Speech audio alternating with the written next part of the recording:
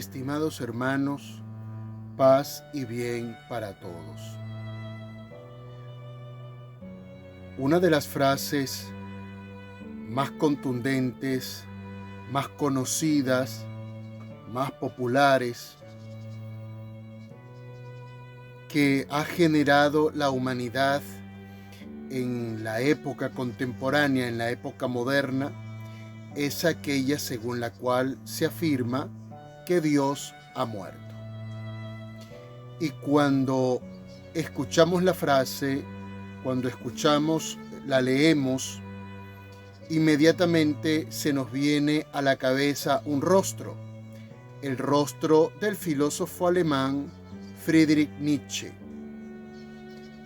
Si bien es cierto, a él se debe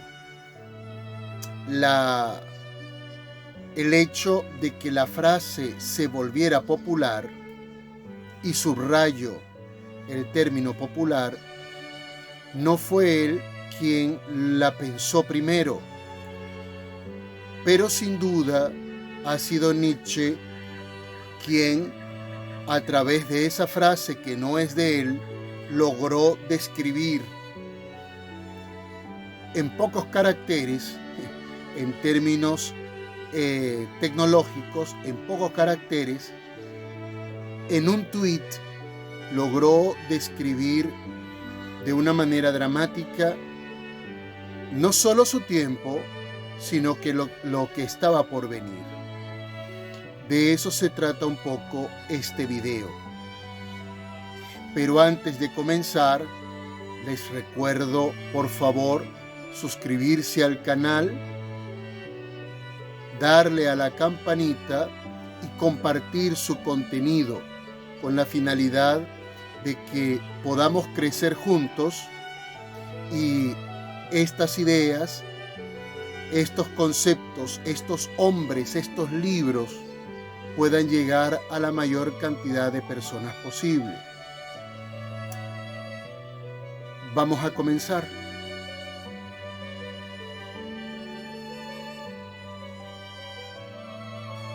La idea de Dios ha muerto no se le debe a Nietzsche, a él se le debe su popularidad.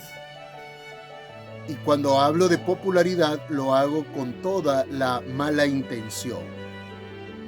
No se le debe a él. Ya antes que él, otros filósofos y poetas ya la habían esgrimido. Curiosamente, la inmensa mayoría de ellos alemanes. Hay una vertiente que afirma que Nietzsche toma la idea del Dios ha muerto de otro filósofo alemán, Hegel.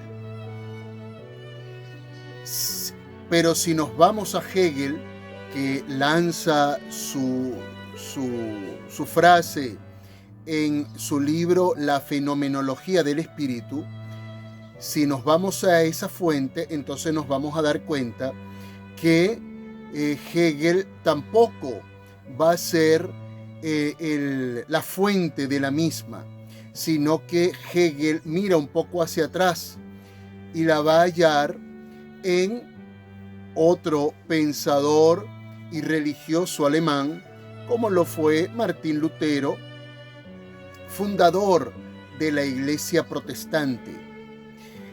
Solo que Martín Lutero lo hace desde una perspectiva completamente diferente a la que terminó desarrollando Nietzsche.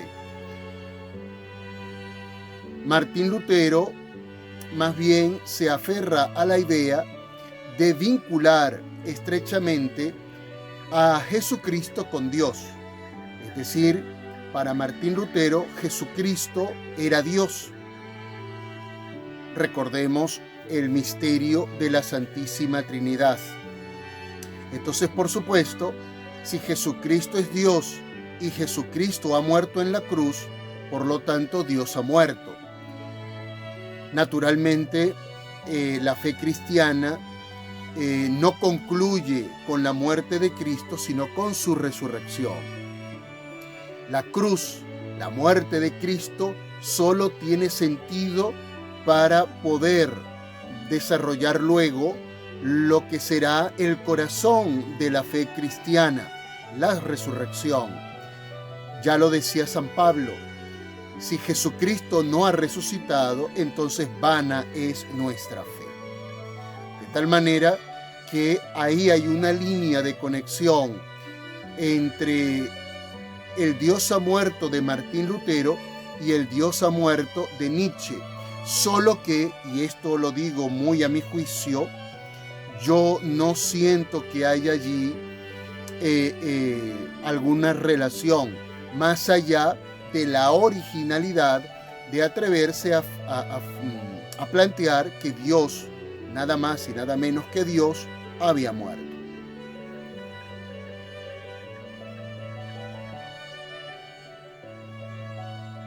Entonces, si no es Hegel, al menos es lo que yo pienso, y probablemente otros también, si no es Hegel quien va a inspirar a Nietzsche en el desarrollo de su concepción de la muerte de Dios, aunque sin duda Nietzsche conoció el planteamiento de Hegel, y vaya que lo conoció, yo intuyo que más bien tanto el concepto como la idea que va a desarrollar a partir del concepto, yo siento o intuyo que Nietzsche lo va a tomar más bien de dos escritores, de dos literatos, uno poeta y ensayista, el otro novelista, narrador.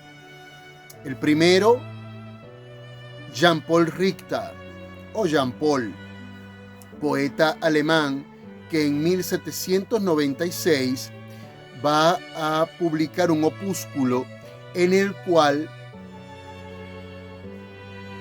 va a explicar cómo Jesucristo, luego de su muerte en la cruz, va a subir al cielo y no va a encontrar nada. Los hombres le preguntan qué había allá y él responde que lo que hay sobre las nubes es una soledad infinita. Cito esa frase o esa idea de Richter que aparece en su libro, en el opúsculo Discurso de Cristo muerto desde lo alto del cosmos diciendo que no hay Dios. Escribe Richter: he cruzado los mundos, he penetrado en los soles, he volado en compañía de las vías lácteas por los desiertos del cielo, pero no hay Dios. Hasta donde llega la sombra del ser, hasta allí he bajado y he mirado en aquel abismo y he llamado: Padre, ¿dónde estás? Pero lo único que hasta mis oídos ha llegado ha sido el estruendo de la tempestad que nadie gobierna. Esto lo plantea Richter, Jean-Paul, y yo siento que estas líneas pudieron sacudir muy profundamente a nuestro filósofo, a Friedrich Nietzsche. Ahora bien, a la afirmación de Jean-Paul va a unirse otra que va a ser determinante para el desarrollo de Nietzsche y su planteamiento de la muerte de Dios. Esta vez nos salimos de las fronteras alemanas y llegamos a Rusia. En Rusia nos espera el narrador Fyodor Dostoyevsky para no solamente decirnos, sino advertirnos, y vaya que esta advertencia caló profundo en Nietzsche. Bueno, Dostoyevsky caló profundo en Nietzsche para decirnos que si Dios había muerto, entonces todo estaba permitido. Esta es la idea, una de las tantas ideas que flotan dramáticamente en su novela Los hermanos Karamazov, novela que recomiendo su lectura, sobre todo en estos tiempos. Entonces, Jesucristo, según Richter, sube al cielo para darse cuenta que no hay Dios, que solo hay una soledad dramática, una soledad espeluznante, una soledad desoladora. Y luego Dostoyevsky nos afirma que si efectivamente Dios no existe, si Dios está muerto, entonces todo está permitido. Esto lo desarrolla Nietzsche y lo desarrolla de una manera tan extraordinaria que sin lugar a dudas, sin esa idea, sin sus ideas, no sería posible comprender el siglo XX, el siglo que estaba por comenzar. Ya tenemos claro que no es Nietzsche la fuente de la idea de la muerte de Dios.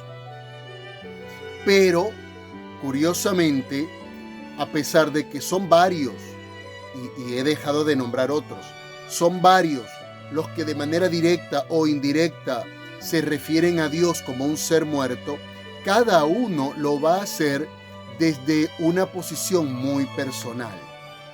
La posición de Nietzsche también lo será, pero en el caso de Nietzsche, sin duda es la más personal de todas, la más humana, demasiado humana de todas. No solamente por el hecho de que es personal, sino porque al mismo tiempo Nietzsche va a ser un filósofo que no va a presentarnos un sistema filosófico, como se supone debe hacer todo filósofo. Nietzsche es un volcán. Nietzsche es un volcán en erupción. Nietzsche es dinamita. Nietzsche efectivamente es un martillo que va destruyendo todo lo que está enfrente. Nietzsche no tiene un sistema. Nietzsche es un volcán. En Nietzsche la subjetividad será prácticamente el corazón de toda su filosofía, de toda su obra. Es por ello que sin duda el aporte de Nietzsche a la filosofía va a ser enorme, pero más aún en el arte, en la literatura, en la música. Es allí donde Nietzsche verdaderamente va a conseguir su nicho y donde sin duda su sombra será más densa. Nietzsche escribe con el cuerpo y la tinta que utiliza para escribir es su propia sangre. Nietzsche escribe desde su historia. Nietzsche escribe desde su existencia. Lo que va a volcar Nietzsche en su obra es a él mismo. Es eminentemente subjetivo.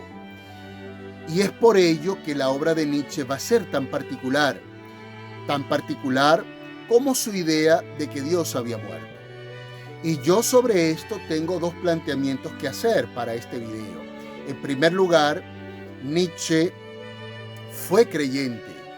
Nietzsche se levantó en un hogar encabezado por un papá que era pastor protestante y un papá que tenía una influencia muy poderosa en ese tiempo en Nietzsche, pero será una influencia negativa.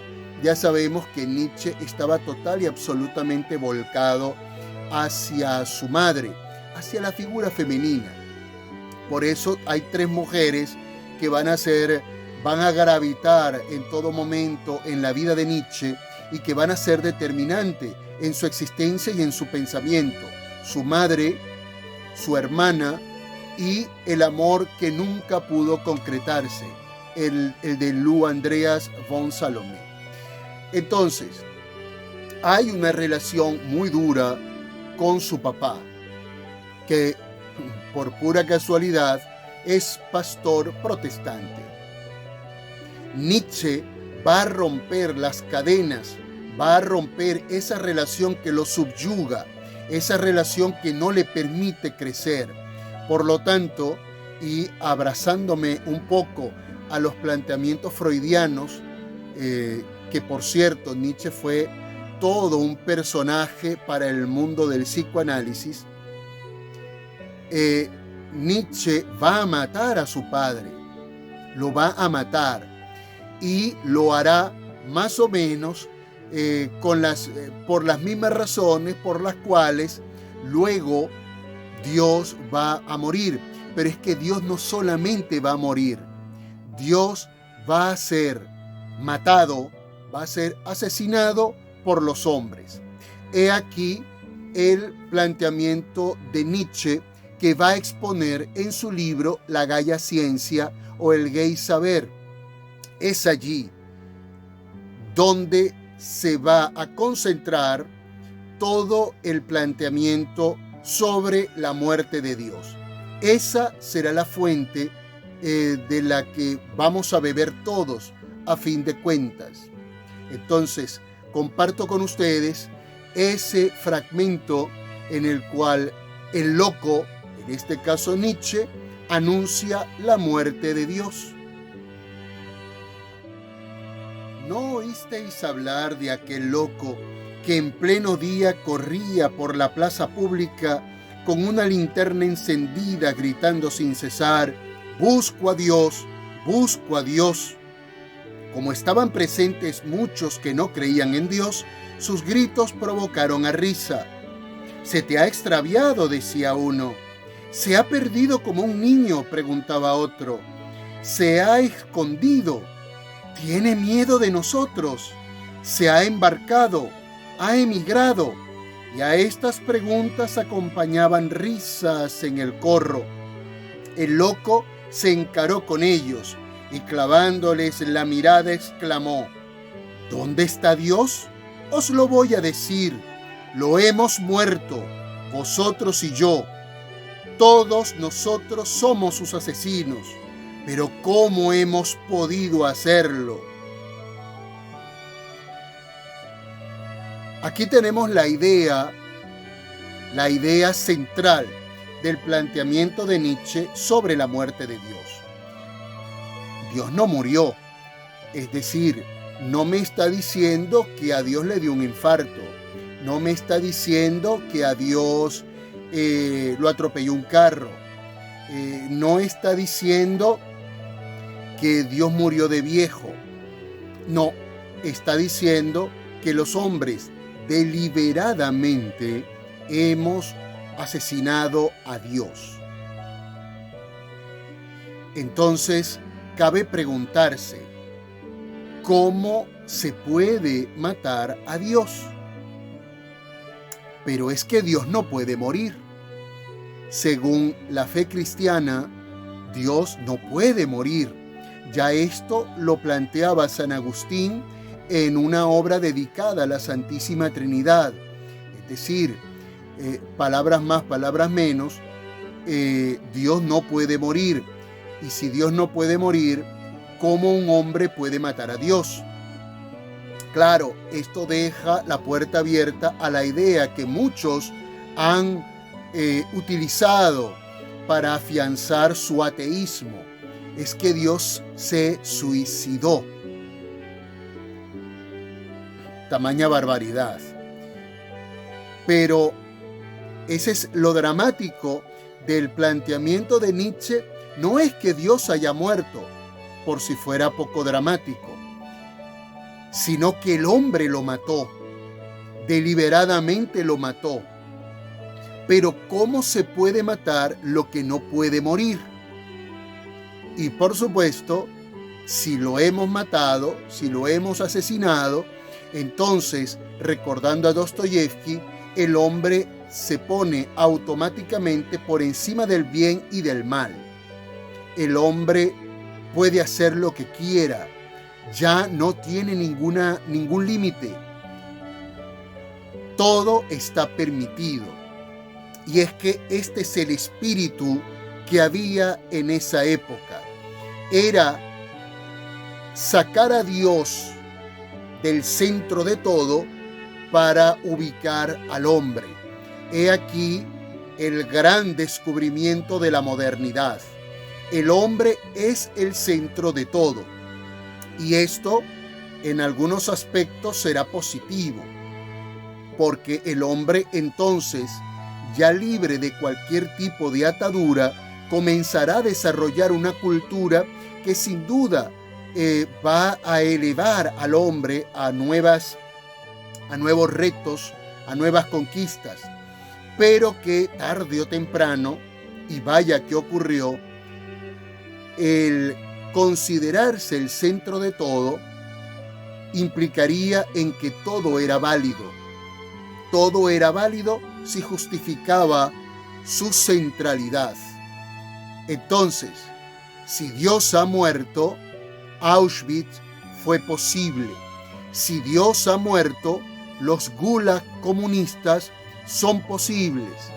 Si Dios ha muerto, entonces las peores perversiones del capitalismo y del comunismo son posibles. Ahora, ¿quiénes hicieron Auschwitz? ¿Quiénes hicieron los campos de gulag? Los gulag.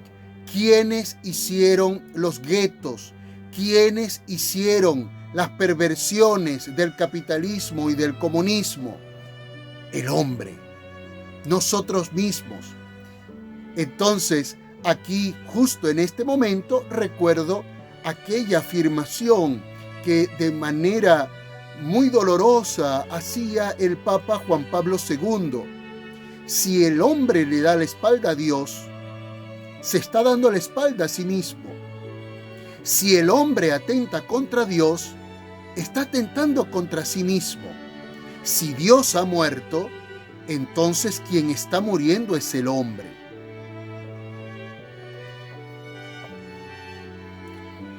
Albert Camus, el premio Nobel de literatura, escritor argelino en lengua francesa, ateo,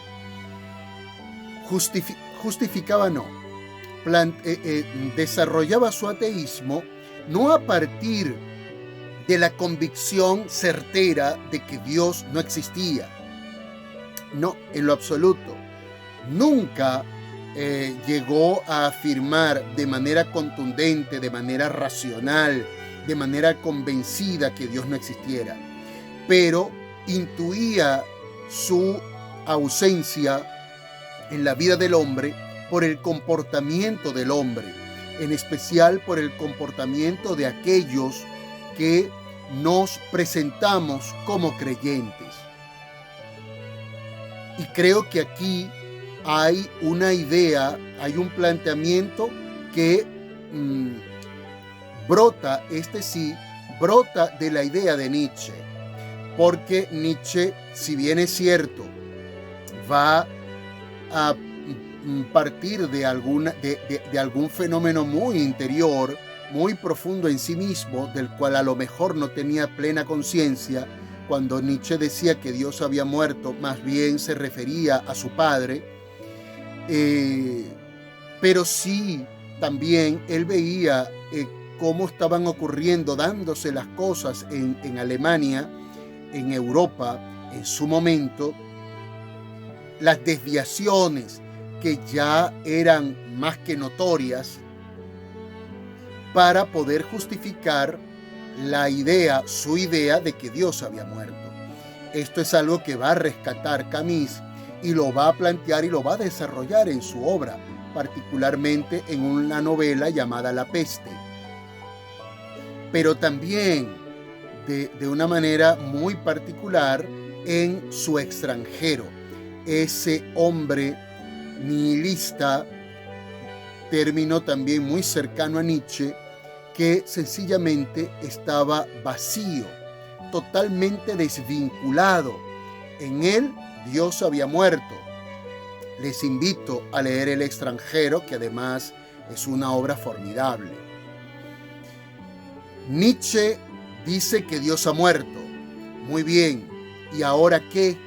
Bueno, el hombre comienza a ser el centro de todo. Pero en el caso de Nietzsche no será el hombre cualquiera, será el superhombre, es decir, aquel que ya con Dios muerto va a establecer una nueva escala de valores, pero no una escala de valores universales para todo el mundo, no, serán valores personales, porque ya no habrán valores absolutos, sino valores individuales. Y por supuesto, a partir de ese momento comenzará una lucha brutal entre unos y otros para que se imponga, Charles Darwin, el más fuerte. Y ese más fuerte, sin duda alguna, será el superhombre. Y esto va a ser el caldo de cultivo para que brote el nihilismo. Y ubicándonos más en nuestro tiempo, el relativismo.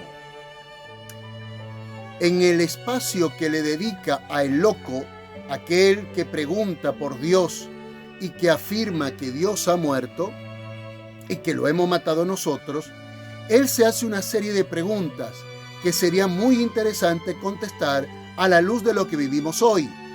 Él se pregunta: ¿cómo pudimos vaciar el mar? ¿Quién nos dio la esponja para borrar el horizonte? ¿Qué hemos hecho después de desprender a la Tierra de la cadena de su sol? ¿Dónde la conducen ahora sus movimientos? ¿A dónde la llevan los nuestros? Es que caemos sin cesar. Vamos hacia adelante, hacia atrás, hacia algún lado. Erramos en todas direcciones. Hay todavía un arriba y un abajo. Flotamos en una nada infinita. Nos persigue el vacío con su aliento. No sentimos fríos. ¿No veis de continuo acercarse la noche cada vez más cerrada? Necesitamos encender las linternas antes del mediodía. ¿No oís el rumor de los sepultureros que entierran a Dios? ¿No percibimos aún nada de la descomposición divina?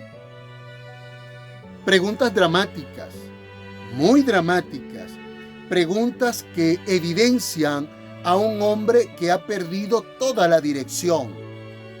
Es como si en una calle muy atestada de vehículos, por donde transitan muchos vehículos, de pronto le quitáramos el semáforo. ¿Qué va a pasar ahora? Y esa es la pregunta que nos deja el loco. ¿Qué va a ocurrir ahora? ¿Quién va a asumir la responsabilidad de orientar a toda la población, al mundo, a cada hombre? Pues el superhombre. Pero los superhombres que nos han ofrecido la historia, más bien han hablado o han encauzado acciones depredatorias, brutales, exterminadoras. ¿Qué nos dice hoy este Dios ha muerto? ¿De qué nos habla? ¿Qué significa? Vivimos tiempos donde predomina el relativismo. ¿Qué dice el relativismo? Bueno, que todo es relativo, que todo es válido. Y a partir de allí, entonces comienzan conceptos insólitos, poshumano, transhumano, posverdad, es decir, la identidad de lo que nos brindaba una existencia sólida se ha desvanecido. Zygmunt Bauman, filósofo polaco, nos habla de la modernidad líquida, que todo se ha vuelto líquido, sin consistencia, todo cabe en cualquier parte, todo es relativo.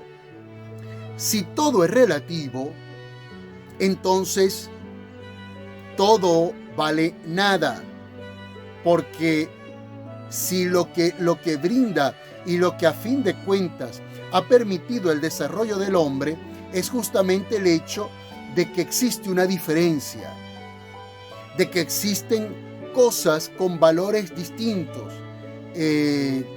La diferencia.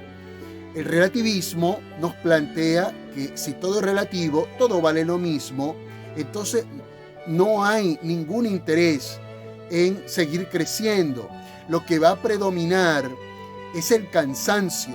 Cuando nosotros escuchamos, por ejemplo, a los cantantes de hoy, a los cantantes que están en moda, parecen hombres y mujeres que están durmiéndose, que están fastidiados, que están cansados, que ya ni siquiera tienen fuerzas para poder pronunciar de manera clara y precisa un verso de una canción.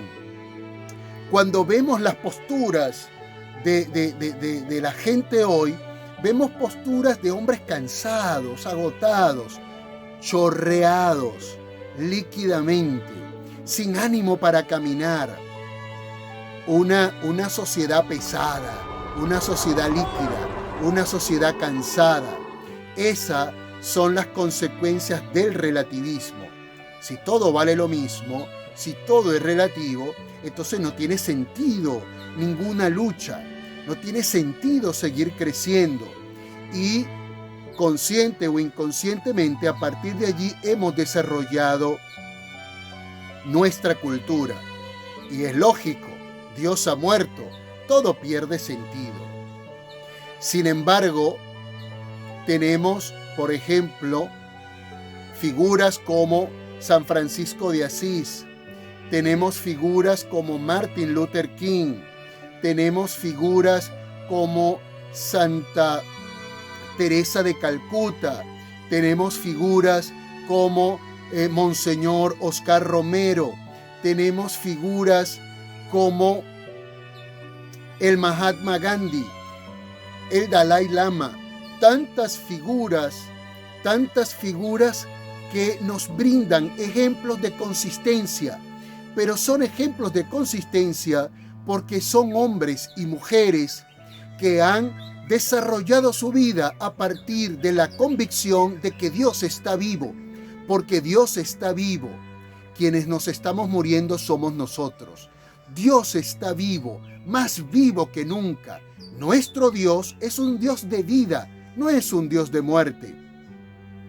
Recordemos el episodio de los discípulos de Maús. Estos discípulos han visto a su Mesías morir en la cruz. ¿Y qué ocurrió con ellos? Se devolvieron a Emaús. Estaban en Jerusalén, se devuelven a Emaús. ¿Y cómo se devuelven? Cansados, agobiados, destruidos, decepcionados, frustrados. Características muy propias del hombre de hoy. Pero resulta que había algo muy dentro de ellos. Ese algo que tenemos todos, que existen todos. Esa chispa que brilla en cada uno de nosotros. Y gracias a esa chispa, el Jesús resucitado se aparece frente a ellos. Está frente a ellos, camina con ellos. Y cuando ellos le piden a esta persona que aún no reconocen, pero sin duda la intuyen, ellos le piden, quédate con nosotros. Y Jesús no puede responder que no a esa solicitud. Quédate con nosotros, que cae la noche, que cae la oscuridad, que nos cubren las sombras. Quédate con nosotros tú, que eres la luz en medio de todas las luces. Tú que eres la luz del hombre, eres la luz del mundo. Tú que viniste a ser camino, verdad y vida, quédate con nosotros. Y en el momento que Jesús decide quedarse con ellos, entonces lo reconocen. ¿Y cómo lo reconocen? Está vivo, lo reconocen vivo, de carne y hueso, como nosotros. Tan vivo que sentía hambre, tan vivo que sentía sed, tan vivo que lo podías tocar, tan vivo que nos sorprende que nosotros estemos vivos, porque los muertos somos nosotros. Los discípulos de Maús eran muertos que caminaban con la vida, según San Agustín. No, hermano Nietzsche, Dios no ha muerto. No, hermanos míos, Dios no ha muerto, no puede morir. Dios no se somete a las leyes de la naturaleza. Dios no está muerto, está vivo. está vivo y está esperando que reconozcamos nuestra propia oscuridad. En la medida en que reconozcamos que estamos oscurecidos, allí comenzará a brillar la luz, su luz, que es única e irrepetible y está para cada uno de nosotros de manera muy especial para cada uno de nosotros, porque hasta en eso Dios es maravilloso. Nos tiende un puente para que cada uno lo pueda caminar con sus propios pies. No tienes que caminar como nadie, solo caminar como ti mismo, como tú mismo caminas. Dios tiende un puente, pero no el que tendió Nietzsche, que el puente era una vía que comunicaba al animal con el superhombre y en medio estaba el hombre. No. Dios no le está tendiendo el puente a ningún animal. Dios le está tendiendo el puente a ti, a mí, que somos más valiosos, cada uno en su personalidad, más valiosos que el universo entero. Dios lo sabe, Dios nos ha creado. Y si Dios, que es vida, nos ha traído a la vida, es para que vivamos. Pero teniendo en cuenta que frente a nosotros hay dos caminos y que tenemos la libertad de decidir cuál de los dos caminos vamos a transitar. El camino del bien y de la vida, el camino del mal y de la muerte. Esa decisión siempre la hemos tenido nosotros. Nietzsche tomó su decisión. ¿Cuál vas a tomar tú? Dios no ha muerto. Dios está vivo. Dios está vivo. Dios está vivo y en parte está vivo para ti y para mí. Estimados hermanos, recuerden que es importante para el crecimiento de este canal que se puedan suscribir, que puedan darle a la campanita y compartirlo. Compartamos estas ideas. Si te parecen adecuadas, si compartes conmigo estas ideas, pues compártela tú también con otros más. Sobre todo con aquellos que han manifestado que Dios ha muerto, que Dios murió en ellos. De pronto este video puede ser la chispa para que retomen el camino que descubra la vida. Estimados hermanos, aprovechemos el día. Paz y bien para todos.